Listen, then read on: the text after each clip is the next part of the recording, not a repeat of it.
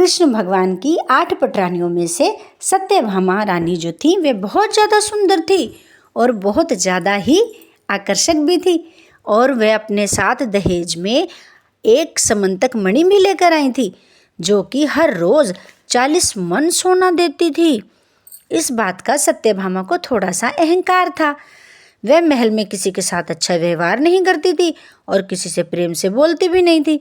उनके इस व्यवहार से सभी रानियां परेशान होने लगी।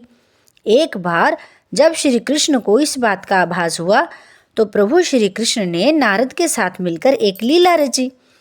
सत्यभामा ने जिद करके प्रभु श्री कृष्ण के द्वारा एक पारिजात का वृक्ष इंद्रलोक से अपने महल में मंगवाया था।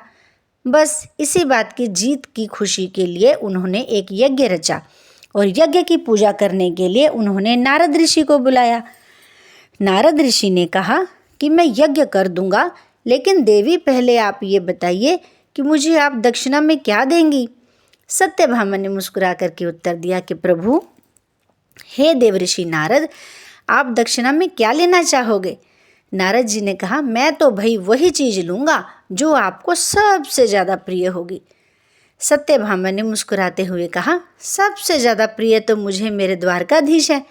मैं तो उन्हीं का ही स्मरण करती रहती हूँ, इसलिए मुझे वो ही सबसे ज़्यादा प्रिय है। नारद ने कहा, बस फिर हो गया निर्णय।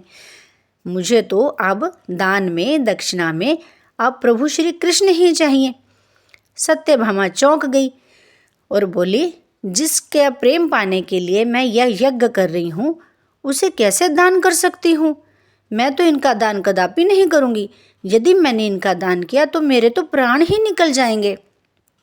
इस पर देवर्षि नारद ने कहा कि देवी देखो, तुम जो चीज़ दान करती हो ब्राह्मणों को अपनी इच्छा अनुसार, बाद में तुम उसको वापस लेना चाहो तो उसका मूल्य चुकाकर तुम वापस ले सकती हो। सत्यभामा बहुत खुश हुई। क्या मैं मूल्य चुकाकर अपने प्रभु श्री कृष्ण को वापस ले सकती हूँ? नारद ने कहा, हाँ देवी, यह तो संसार का व्यापार है। अगर तुम पूरा मूल्य चुका करके प्रभु को वापस लेना चाहती हो तो प्रभु आपको वापस मिल जाएंगे, यदि ब्राह्मण राजी हो तो।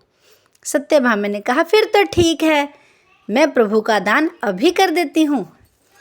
नारद जी ने जल हाथ में लेकर के सत्यभामा के द्वारा संकल्प करवाया और बोला, जल्दी जल्दी अब मुझे दान दो।